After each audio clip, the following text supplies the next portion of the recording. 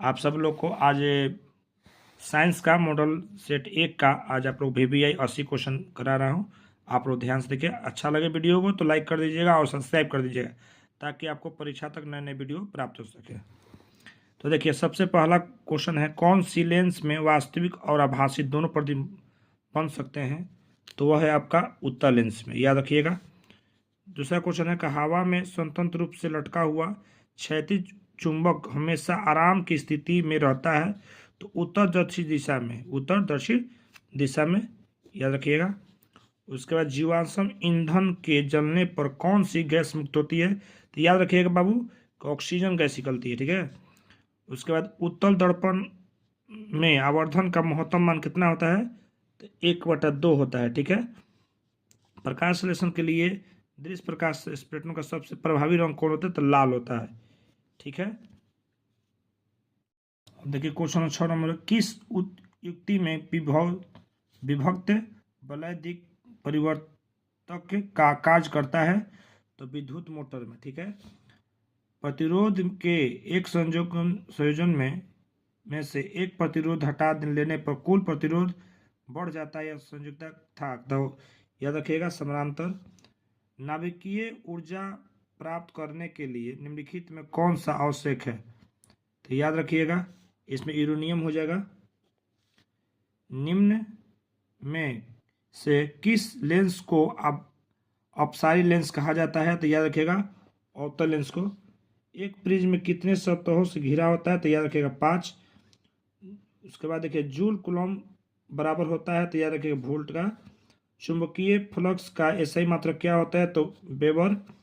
उसके बाद देखिएगा, जो दहन कर ऊष्मा उत्पन्न करते हैं उन्हें क्या कहा जाता है? तो ईंधन कहा जाता है। क्वेश्चन देखिएगा, कह कि किस दृष्टि दोष के निवारण के लिए अवतल लेंस का प्रयोग किया जाता है? तो निकट, याद रखिएगा। दो दृष्टि दोष वाले मनुष्य के चश्मे में होता है, तो उत्तल लेंस होता है। लघुपथन के समय परिपथ में विद्युत धारा का मान कितना होता है? तो बहुत अधिक बढ़ जाता है। केंगा नाभिकीय विद्युत संयंत्र किस राज्य में होता है? तो याद रखिए कर्नाटक में। हजामत बनाने के लिए प्रयोग किया जाता है, तो अवतल दर्पण का। निकट दृष्टि दोष में किस लेंस का प्रयोग किया जाता है? तो अवतल लेंस। लेंस की क्षमता का सही मतलब क्या होता है? डायोप्टर। ओम की प्रकाश के किरणों को समूह को कहते हैं, तो किरणपुंज कहते हैं। ओम के नियम बराबर होता है, निहित होती है, तो V बराबर IR के बराबर होता है। विद्युत धारा प्रबलता का सही मतलब क्या होता है? तो याद रखिएगा एम्पियर।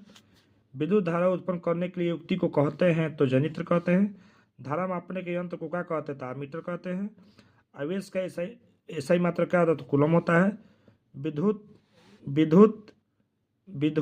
बल्ब के फिलामेंट में किस तत्व का उपयोग किया जाता है? तो टंगस्टन का। निम्नलिखित यौगिक में कौन से दुर्बल अम्ल है? तो CH3COOH। निम्नलिखित में कौन सा उप धातु है? तो याद रखिए AS।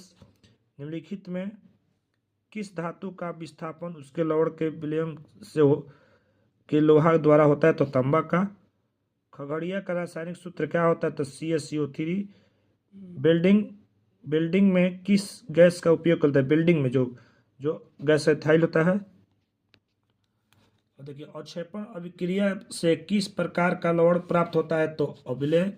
बेकिंग सोडा का रासायनिक नाम क्या है? तो सोडियम हाइड्रोकार्बोनेट। निम्न में से कौन सा स्थान उत्पादन लेड नाइट्रेट को गर्म करने पर प्राप्त किया जाता है? तो NO2 और O2। निम्नलिखित में कौन सा विजातीय यौगिक होता है? तो याद प्लास्टर ऑफ पेरिस। निम्नलिखित में किस धातु को केरोसिन में डुबाकर रखते हैं? तो सोडियम को। कौन सा अधातु कमरे के ताप पर द्रव होता है? तो ब्रोमीन। सीसा और टीन की मिश्र धातु को कहते हैं? तो सोल्डर। निम्नलिखित में से किसे चाकू से काटा जा सकता है? तो लिथियम को। लिथियम में कार्बन के बीच में 2 आबंध मौजूद होते हैं, जिसे क्या कहते हैं? तो एक सिग्मा जो, ठीक ना, याद रखिएगा। इथेन में कितने सतह संयोग आबंध होते हैं? तो याद रखिएगा 7। CnH2n प्लस किसका सामान्य सूत्र? एल्केन का। नीला तोता यानी तुतिया का रासायनिक सूत्र क्या होता है? तो याद रखिएगा CuSO4 5H2O। आवर्त सारणी के उग्र स्तंभ को क्या कहा जाता है? तो वर्ग कहा जाता है। आवर्त सारणी के प्रथम वर्ग के सदस्य कहते हैं तो क्षारीय धातु। सोडियम कार्बोनेट का गुणसूत्र क्या होता था NO2। सबसे कठोरतम तत्व क्या होता था हीरा। याद रखिएगा। अक्रिय तत्व है तो हीलियम। और धातु आवर्त सारणी में तत्वों को नाभिकीय होता है तो परमाणु संख्या। हीलियम कैसा तत्व है तो अक्रिय है। कौन सा अधातु विद्युत का सुचालक होता है तो ग्रेफाइट। आधुनिक आवर्त सारणी में कितने वर्ग होते हैं तो याद रखिएगा 18 होते हैं। उदासीन विलियम का pH मान कितना होता था 7 के बराबर। भारत सरकार ने भाप संरक्षण योजना कब आरंभ किया था तो याद रखिएगा 1973। कोशिका का पावर हरा से होता है तो याद रखिएगा माइटोकॉन्ड्रिया को याद रखिएगा। किस प्रकार के जनन में जनक के शरीर से कलिका निकलती है तो मुकुलन से। मनुष्य में वृक्क संबंधित है तो सजन से। स्वपोषी पोषण के लिए आवश्यक होता है तो सभी। निम्नलिखित में कौन से पादप हार्मोन है तो साइटोकाइनिन। दो तंत्रिका कोशिका के मध्य खाली स्थान को क्या कहते हैं सिनेप्टिक दरार। फूलों में नर प्रजनन अंग होता है तो पुकेसर। याद रखिएगा ये सब इंपॉर्टेंट क्वेश्चन है। मनुष्य के आहार नाल में अवशोषित अंग होता है तो अपेंडिक्स होता है। उसके बाद निम्नलिखित में कौन से जैव प्रकरण द्वारा अपघटित होने वाले पदार्थ है तो सूखे घास है। मुकुलन द्वारा गल्लिक जनन होता है तो हाइड्रा में। स्त्री कैंसर का अधीन भाग होता है तो अंडाशय में। परागकोश होते हैं तो परागण में। अब देखिए कोशिका झिल्ली किस प्रकार का झिल्ली होता है तो याद रखिएगा अर्धपराग। मस्तिष्क का कौन से भाग में गंध पहचानने का केंद्र होते हैं तो अग्र मस्तिष्क। प्रथम मानसिक धर्म का प्रकट होना कहलाता है तो मेनार्थ है। निम्नलिखित में कौन से गुरुत्वाकर्षण का उदाहरण तो जड़ विधि। परजीवी पौधा का एक उदाहरण होता है तो अमरबेल। ATP फास्फेट की संख्या कितनी होती है तो 3। पादप हार्मोनों का एक उदाहरण होता है IAA। खुला परिवहन तंत्र पाया जाता है याद रखिएगा तितली में। द्विखंडन पाया जाता है जीवाणुओं में। शाकाहारी जीवों में छोटी आंत की लंबाई होती है अधिक लंबी। छोटी आंत में पूर्ण रूप से पाचा भोजन कहलाते हैं चाइल।